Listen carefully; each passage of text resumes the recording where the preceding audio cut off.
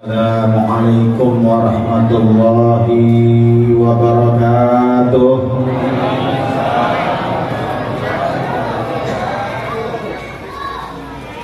Alhamdulillah, alhamdulillahil qawiyyi sultanuh, al-wadihi burhanuh, al-mabsuti fil wujudi karamuhu wa ihsanuh. Wa ashhadu an la ilaha illallah wahdahu la syarikalah syahadatan yu'rifu biha al-lisan amma tadammanahu al-janan min at-tasdiqi biha wal id'an. Allahumma salli wa sallim wa barik wa karrim ala sayyidina Muhammadin miftahi babi rahmatillah adada ma fi ilmillah salatan wa salaman daimaini bidawami mulkillah wa ala alihi wa sahbihi wa mawalah la hawla wa la quwwata illa billah. Segenap para alim ulama, para kiai, para asatid, sepuh, tokoh masyarakat, aparatur pemerintahan, Bapak Ketua RT dan Bapak Ketua RW dan hadirin yang dimuliakan Allah, mohon maaf tidak dapat saya sebutkan nama antum semua satu persatu, insya Allah sedikit pun tidak mengurangi mahabbah dan ta'lim saya kepada antum semua. Mudah-mudahan tidak hanya di dunia kita dikumpulkan bersama, di akhirat pun kita dikumpulkan bersama-sama baginda Nabi besar Muhammad sallallahu alaihi wasallam. Amin. Amin ya rabbal alamin. Hadirin yang dimuliakan Allah Subhanahu wa taala, tidak henti-hentinya Allah memberikan kepada kita berbagai macam anugerah kenikmatan. Tidak henti-hentinya Allah Subhanahu wa ta'ala karena perhatian dengan kita sebagai hamba-hambanya. Allah terus memberikan kepada kita nikmat. Di malam ini Allah beri kita nikmat taufik hidayah. Allah beri kita nikmatul Islam, nikmatul iman, nikmat panjang umur, nikmat diluangkan waktu, nikmat kita masih bisa menghirup nafas untuk meneruskan hidup kita. Dari bangun tidur sampai nanti malam tidur kembali, kira-kira berapa kali kita narik nafas, Pak? Berapa kali? Banyak dikit? Bayar atau gratis? Allah tidak pungut biaya, gratis, bebas biaya. Namun apabila ada di antara kita yang memiliki kelainan pernapasan atau nafasnya tidak lancar, sakit, kayak belum lama zaman COVID kemarin terpaksa dilarikan ke rumah sakit, dibantu dengan alat oksigen. Kemarin doangan emang gratis. COVID, coba kalau lagi kagak COVID, bayar apa gratis? Oksigen yang kita beli di apotek di rumah sakit bayar apa gratis? Ada BPJS kan? Ada BPJS gratis, tapi emang ujung-ujungnya bayar sih dari uang rakyat, makanya bisa gratis. Kalau pakai rumus perdagangan manusia, nggak ada yang balas majanan, nggak ada yang gratis. Kalau kita mau hitung-hitungan, harga oksigen per liternya itu berkisar Rp25.000, dan kebutuhan manusia setiap harinya oksigen yang harus dihirup sebanyak 2.880 liter. Kalau kita kalikan kebutuhan dengan harga oksigen yang dijual di apotek di rumah sakit, maka setiap harinya kita membutuhkan biaya sebesar 175 juta rupiah. Banyak apa dikit? Per hari 175 juta rupiah per orangnya, biaya yang sebetulnya harus dikeluarkan untuk biaya hidup setiap harinya.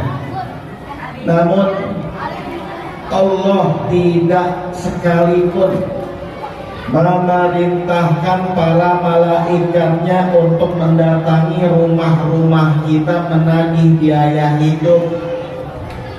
Nggak pernah rumah kita diketok sama malaikat bawa catatan, saya datang ke rumah Bapak diperintahkan Allah menagih biaya hidup. Nggak pernah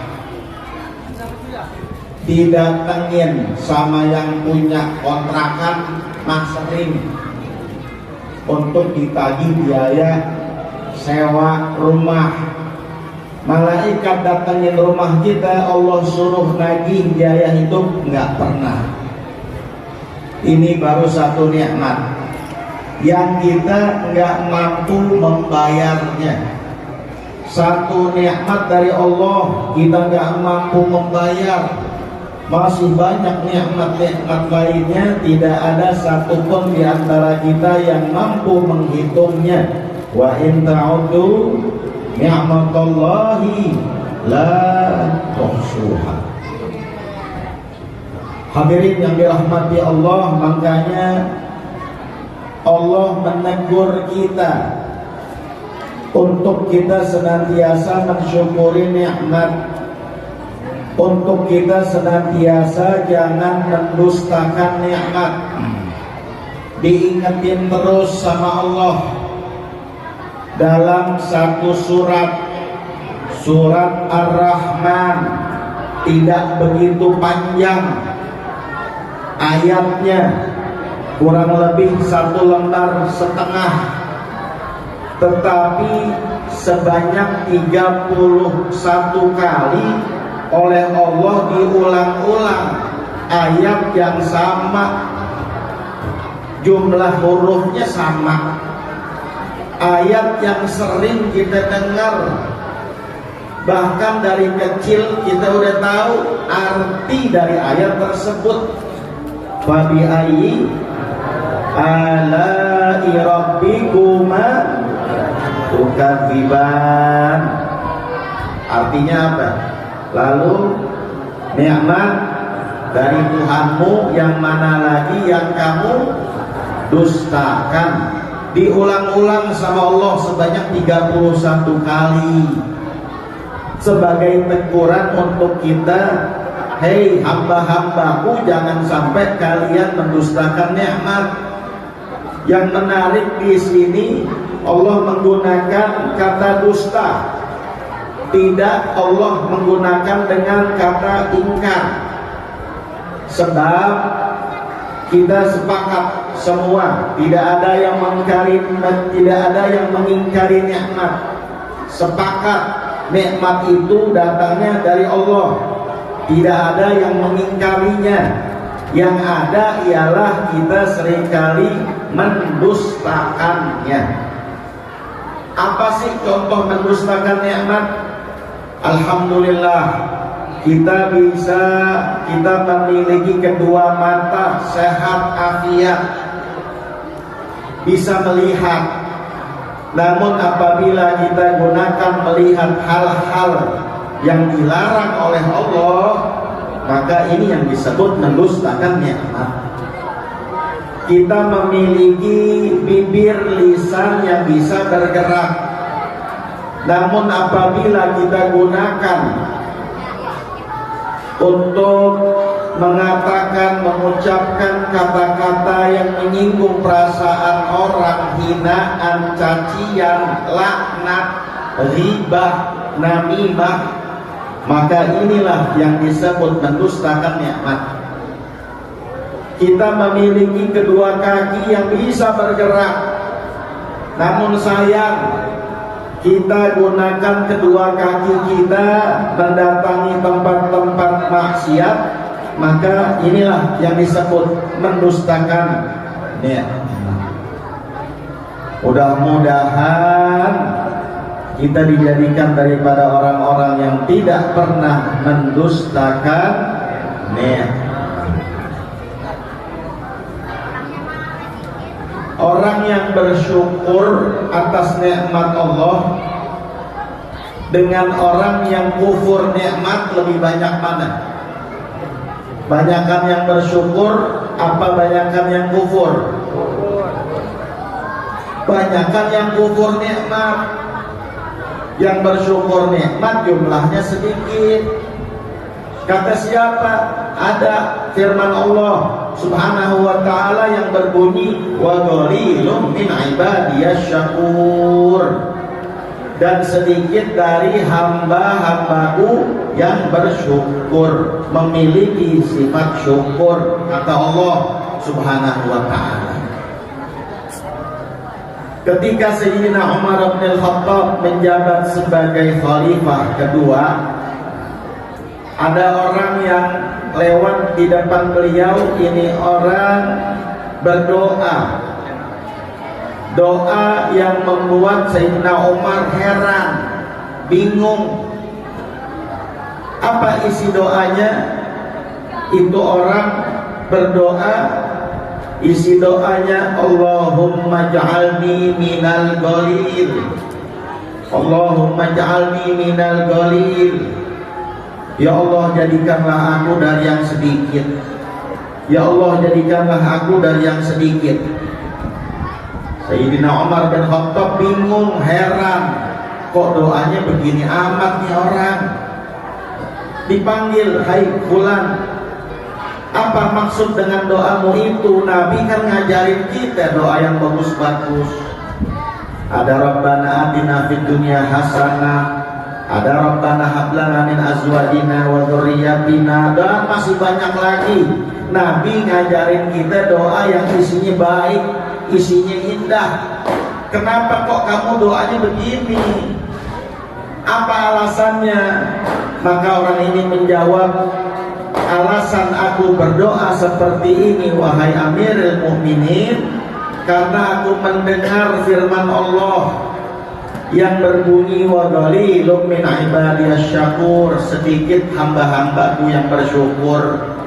Maksud doaku, jadikanlah aku dari yang sedikit, maksudnya jadikanlah aku dari hamba yang bersyukur.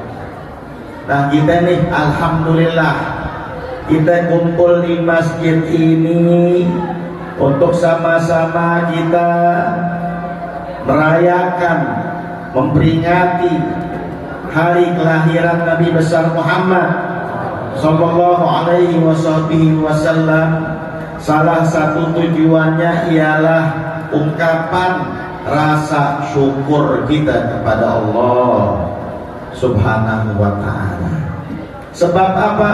Sebab dihadirkan Nabi Muhammad sallallahu alaihi wasallam, dikarenakan diutusnya Nabi di tengah-tengah kita, kita bersyukur kepada Allah karena adanya Nabi Muhammad sallallahu alaihi wasallam.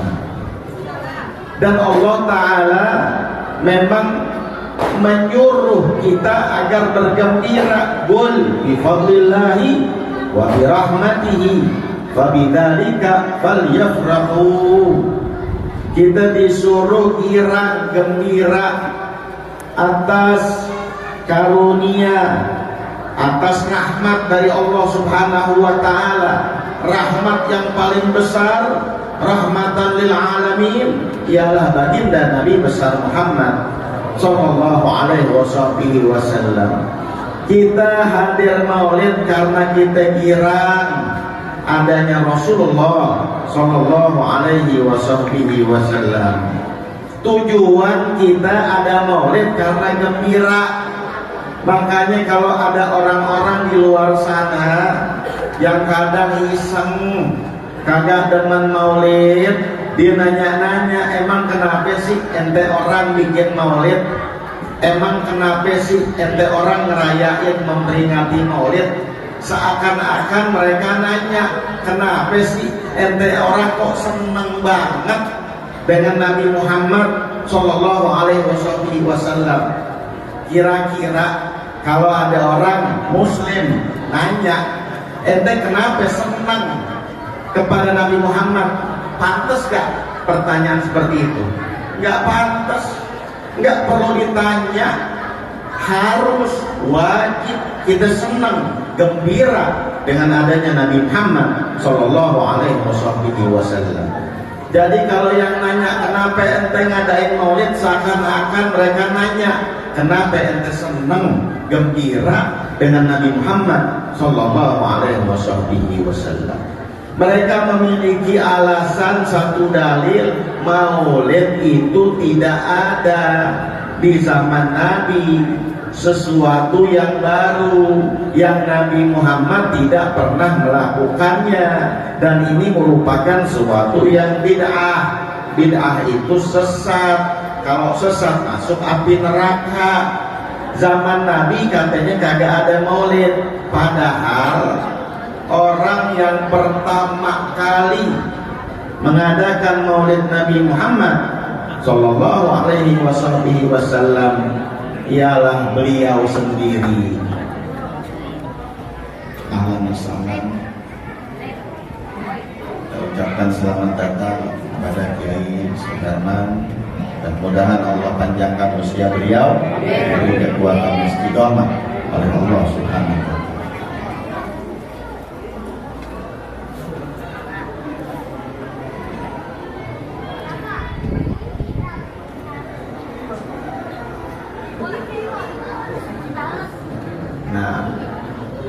Hadirin yang dirahmati oleh Allah Subhanahu wa Ta'ala, sebelum kita membahas siapa orang yang pertama kali mengadakan atau merayakan maulid, terlebih dahulu kita harus mengetahui apa makna dari maulid. Kalau ditanya maulid itu apa, jawabannya ialah hari kelahiran. Merayakan maulid Nabi, merayakan hari kelahiran. Memperingati maulid Nabi, memperingati hari kelahiran. Orang yang pertama merayakan hari kelahiran Nabi ialah baginda Nabi besar Muhammad sallallahu alaihi wasallam. Mana dalilnya, mana buktinya? Sebagaimana yang disebutkan di dalam sebuah kitab karya Sayyid Muhammad bin Alawi bin Abbas Al-Maliki, ada orang bertanya kepada Rasulullah. Ketika itu Rasulullah sedang berpuasa di hari Senin. Ada sahabat nanya, ya Rasulullah, mengapa engkau berpuasa setiap hari Senin? Maka Nabi menjawab, zaka yaumun wulidtu fihi. Di hari tersebut, yaitu hari Senin, aku dilahirkan. Makanya kita disunahkan puasa sunnah Senin. Alasannya hari Senin hari kelahiran Nabi. Disunahkan pula puasa sunnah hari Kamis, karena setiap hari Kamis itu disodorkan, diangkat amal kebaikan hamba dalam satu minggu, dalam satu pekan. Kalau amalan tahunan itu malam nisfu Sya'ban, amalan mingguan setiap hari Kamis. Alasan disunnahkan puasa sunnah Kamis. Kalau alasan disunnahkan puasa sunnah Senin, karena di hari Senin Rasulullah lahir. Jadi Nabi menjawab, aku berpuasa di hari Senin karena hari Senin aku dilahirkan. Ungkapan rasa syukur aku kepada Allah dengan cara aku berpuasa. Nabi caranya puasa, kita kok caranya maulid. Ntar bakal ada lagi yang nanya, ya udah kalau begitu harusnya kalian ikuti caranya Nabi. Nabi merayakan hari kelahirannya dengan cara puasa. Kenapa kok kalian merayakan hari kelahiran Nabi dengan cara membaca kisah kehidupan Nabi, atau yang biasa kita sebut maulid rawi? Ada Simtud Duror, ada Barzanji, Bia'ul Lamin, ada Ibrahim Syaraful Anam, Azab, dan lain sebagainya. Kenapa kok beda cara kalian dengan caranya Nabi merayakan hari kelahirannya? Kita ini kalau mau bersyukur sama Allah bisa banyak cara, asalkan ada nilai kebaikan. Kita mau bersyukur sama Allah bisa dengan cara apa? Sujud syukur. Muhammad Salah tuh pemain Liverpool, kalau habis ngegolin dia syukur. Habis ngegolin apa? Sujud syukur.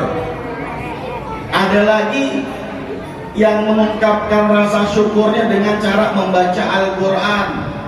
Alhamdulillah anak saya lulus ujian, saya membaca Al-Quran. Ada, boleh, silahkan, ada nilai kebaikan. Bisa dengan cara sujud syukur, bisa dengan cara membaca Al-Quran, bisa dengan cara puasa seperti halnya Nabi, bisa dengan membaca maulid, bisa juga dengan mentraktir teman makan.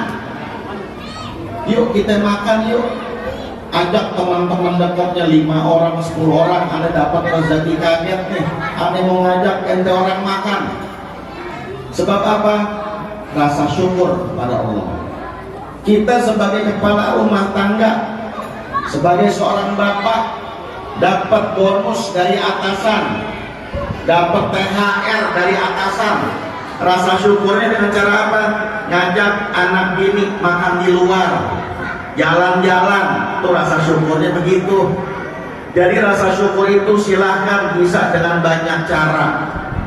Cara boleh beda, tapi maksud dan tujuan sama. Cara Nabi puasa, cara kita baca maulid, maksud dan tujuannya sama. Nabi bersyukur, kita juga bersyukur. Alhamdulillah. Sebab apa kita bersyukur? Sebab karena adanya Nabi kita bisa kenal Allah. Karena adanya Nabi kita bisa tahu rukun-rukun sholat, hal-hal yang membatalkan sholat, sunnah-sunnah puasa. Sebab adanya Nabi, adanya peringatan maulid. Sebab adanya Nabi, adanya sholawatan. Sebab adanya Nabi, adanya sunnah-sunnah yang beliau sunnahkan. Sebab adanya Nabi, adanya malam Lailatul Qadar. Lailatul Qadar itu baru ada setelah Nabi lahir. Sebelum Nabi lahir gak ada malam Lailatul Qadar. Lailatul Qadri khairum min alfi syahr. Lailatul Qadar itu lebih baik dari malam 1000 bulan. Ada pendapat satu ulama, beliau mengatakan jika malam Lailatul Qadar lebih baik dari malam 1000 bulan, maka ketahuilah malam kelahiran Nabi Muhammad, malam kelahiran Nabi Muhammad lebih baik daripada 1000 kali malam Lailatul Qadar. Sallu ala Nabi Muhammad, sallu ala Nabi Muhammad.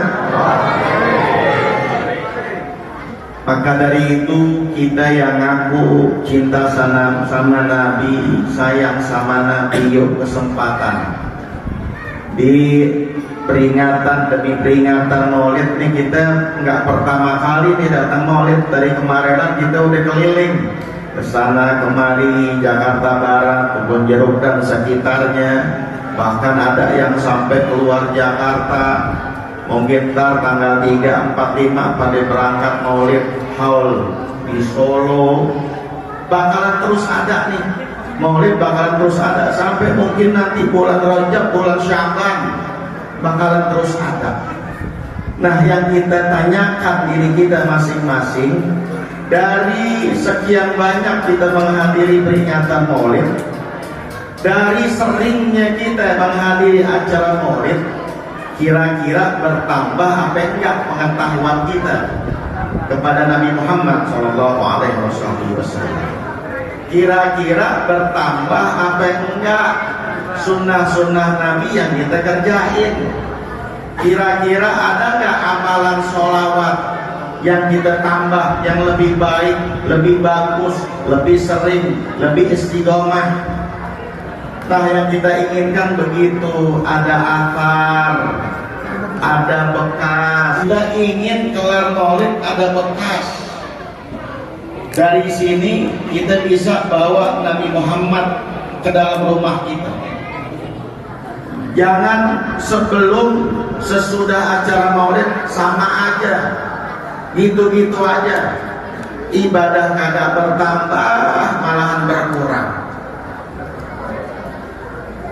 Mungkin tahun ini merupakan tahun terakhir dalam hidup kita, gak ada yang tahu.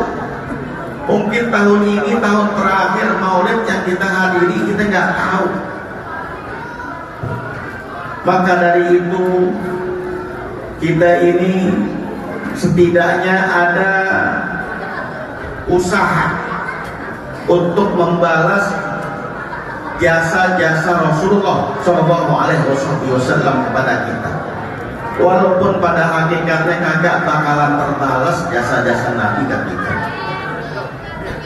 Dari jauh sebelum kita diciptakan, sebelum kita ada, Nabi udah mikirin nih nasib umatnya nanti bakalan gimana. Nggak kepengen satupun dari umatnya yang disiksa di dalam api neraka. Ketika Nabi berbicara dengan para sahabat-sahabatnya, beliau berkata, kelak nanti aku ditempatkan di sebelah kiri arasy-Nya Allah. Nabi Ibrahim ditempatkan di sebelah kanan arasy-Nya Allah. Sahabat tanya, ya Rasulullah, bukankah engkau lebih mulia dari Nabi Ibrahim? Mengapa kok engkau ditempatkan di sebelah kiri sedangkan Nabi Ibrahim di sebelah kanan? Apa jawab Nabi? Aku ditempatkan di sebelah kiri arasy-Nya Allah karena disitulah tempat di mana umatku yang akan dimasukkan ke dalam api neraka. Disitulah jalur menuju api neraka. Ketika ada dari umatku meminta pertolongan, menyebut namaku, meminta syafaat kepadaku, aku turun dari singgasana tersebut, aku sujud di hadapan Allah memohon ampun agar umatku itu tidak dimasukkan dan disiksa di dalam api neraka. Itu tujuannya Nabi. Kita nih dipikirin sama Nabi, walaupun mungkin kita belum tentu mikirin Nabi Muhammad Sallallahu Alaihi Wasallam. Hadirin yang dirahmati Allah, Kita kerjain dah sunnah-sunnah Nabi, adab-adabnya Nabi yang simple, yang gampang. Kita kan biasanya mau ngerjain yang gampang-gampang, yang simple, nggak mau ribet. Nanti bapak-bapak nih iseng pulang sampai di rumah, kalau ada buku tulis yang masih sisa tuh lembaran-lembarannya copotin dah, bangsa 4, 5, 6 lembar. Tiap lembar ditulisin adab-adab sunnah-sunnahnya Nabi. Lembaran pertama ditulis adab dan sunnah masuk keluar kamar mandi. Masuknya baca doa apa, keluarnya masuk kaki kiri, keluar kaki kanan, pakai alas kaki, pakai penutup kepala, celana dalam, membuka aurat, bismillahirrahmanirrahim, tulis semua, tempelin di samping pintu kamar mandi. Biar gimana? Biar kita ingat. Kita kan kadang suka lupa, kagak ingat, atau kadang pura-pura lupa. Dari kecil kita udah tahu masuk kaki kiri, masih aja masuk kaki kanan. Dari kecil kita udah diajarin masuk pakai sendal, masih aja masuk nggak pakai sendal. Ini buat ngingetin kita, buat ngingetin istri kita, buat ngajarin anak-anak kita. Sejak dini ajarkan didik mereka untuk mengenal sunnah Nabi Muhammad SAW. Ambil lagi lembaran berikut, tulis adab sunnah makan. Makan doanya apa, setelah makan doanya apa, kemudian cara makannya Nabi seperti apa, doa-doanya, zikir-zikirnya, adab minum, adab makan seperti apa, tulis di satu kertas, tempelin di samping meja makan boleh, atau di tempat yang biasa keluarga kita makan, silakan. Ambil lagi lembaran berikutnya, tulisin adab dan sunnah tidur. Ngadep kanan, baca doa sebelum tidur, baca doa bangun tidur, tulis, tempelin di samping ranjang tempat tidur kita, tempat tidur anak-anak kita. Kemudian ngirim pikir doa keluar masuk rumah, tempelin di pintu rumah. Sederhana kan, gampang, simpel, tapi nilainya besar di hadapan Allah Subhanahu wa ta'ala. Kalau kita ngidupin sunnah tuh bisa nutupin kekurangan ibadah wajib kita. Al-Imamul Haddad alaih ridwanullah, siapa yang gak kenal Imamul Haddad? Rotibnya dibaca di mana-mana, kitabnya dibaca di mana tempat, di pesantren, di majlis, bahkan di beberapa universitas di luar negeri banyak yang membaca kitab Al-Imamul Haddad. Adab sulukul murid, da'watut tammah, nasaih diniyah, ar-risalatul mu'awanah, banyak kitab-kitab karangan beliau. Imamul Haddad selain dijadikan Allah sebagai orang alim, beliau diangkat derajatnya oleh Allah karena beliau sesosok ulama yang menghidupkan sunnah Nabi Muhammad SAW. Sampai beliau berkata, tidaklah ada sunnah Nabi, tidaklah ada sunnah yang disunnahkan oleh Nabi kecuali hampir-hampir semua sunnah pernah aku kerjakan. Imamul Haddad sampai sempat gondrongin rambut, manjangin rambut di akhir usia beliau. Di akhir usia, kenapa kok nggak dari muda? Takut timbul fitnah, takut nanti anggapan orang yang kagak-kagak gondrongin rambut. Beliau udah di rumah, udah tua, baru beliau mau gondrong manjangin rambut, saking mau ngikutin sunnah Nabi Muhammad SAW. Cara jalannya, cara makannya, bahkan beliau nggak makan makanan yang dia nggak tahu cara makannya Nabi kayak gimana, dia tinggalin. Ada muridnya bawain buah semangka, namanya murid kan datang ke rumah gurunya, ada buah tangan, ada bawaan, ada tentengan. Ada satu murid bawain Imamul Haddad buah semangka dibawain.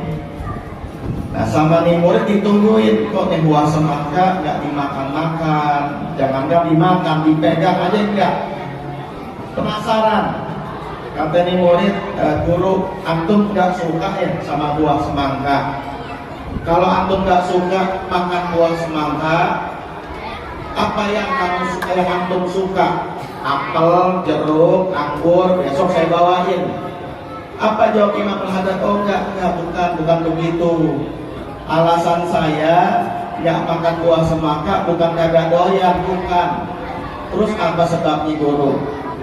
Sebabnya Anda belum pernah dengar, belum pernah tahu cara Nabi Muhammad ketika makan buah semangka. Apa dipotong ukuran yang gede-gede, apa ukurannya kecil, apa dikupas dulu kulitnya, apa dibuangin dulu biji-bijinya. Anda belum pernah dengar. Khawatir kalau Anda makan buah semangka berlainan cara Nabi Muhammad ketika makan buah semangka. Sampai begitu. Daripada lain cara saya dengan cara makannya Nabi, lebih baik Anda tinggalin. Anda nggak mau beda cara dengan cara Nabi Muhammad Sallallahu Alaihi Wasallam. Kalau kita sih nggak ada pikiran ke situ ya Pak, nggak ada. Nih udah sekian bulan nggak hujan-hujan, panas dahsyat luar biasa. Kita capek dari luar, panas, aus. Nyampe rumah, kita buka kulkas ada buah semangka. Ada pikiran kita, cara makan Nabi gimana? Nggak ada. Mau punya siapa kan di buah semangka urusan belakangan. Urusan minta izin belakangan, yang penting makan dulu. Itu ukuran kita. Beda jauh dengan para kekasih Allah Subhanahu wa ta'ala. Maka dari itu yuk kita hidupkan sunnah yang diajarkan oleh baginda Nabi besar Muhammad sebagai bukti kita ini cinta dengan Rasulullah. Kalau ada cinta sama Rasulullah, Allah ridho sama kita. Allah ridho sama kita, mudah-mudahan kita bisa masuk ke dalam surganya Allah Subhanahu wa ta'ala. Mudah-mudahan Allah tidak memisahkan kita dari tempat ini kecuali Allah mengampuni semua dosa-dosa kita. Allah menerima semua amal ibadah kita. Allah mengabulkan segala hajat, doa dan permintaan kita. Orang tua kita yang masih hidup mudah-mudahan dipanjangkan usianya oleh Allah. Orang tua kita yang telah wafat mudah-mudahan diampuni dosanya oleh Allah, diterangi kuburnya oleh Allah.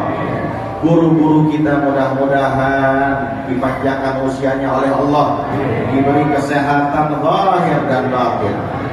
Di antara kita ada yang belum pernah ke tanah suci, belum pernah ke Makkah, Madinah berziarah ke makam Nabi. Mudah-mudahan kita bisa berkesempatan bisa pergi ke sana. Di antara kita mungkin ada yang belum mendapat pekerjaan, semoga mendapat pekerjaan yang halal dan barokah. Di antara kita ada yang belum mendapat pasangan, mudah-mudahan mendapat pasangan yang solehah. Di antara kita mungkin ada yang utangnya terlalu banyak, terlalu numpuk, mudah-mudahan dilunasin utang-utangnya. Amin. Ya Allah, kapanpun, dimanapun, dalam keadaan apapun, wafatkanlah kami dalam keadaan husnul khatimah. Ya Allah, saudara kami, ya Allah, para saudara kami yang ada di Palestina, ya Allah, berikanlah mereka kemenangan. Berikanlah mereka kemenangan, ya Allah. Berikanlah mereka kesabaran, ketabahan dan kemenangan, ya Allah. Ya Allah, ya Rabbana, hancurkanlah Zionis Israel sehancur-hancurnya, ya Allah. Hancurkanlah Zionis Israel sehancur-hancurnya, ya Allah. Ya Allah, ya Rabbana, Allah yarham jam'ana bi fadlih wa la yu'amilna bi qisri 'adlih bi barakatil hadi khitam rusulih Ahmad imamil muttaqin al abrar walhamdulillahi rabbil alamin. Assalamualaikum warahmatullahi wabarakatuh.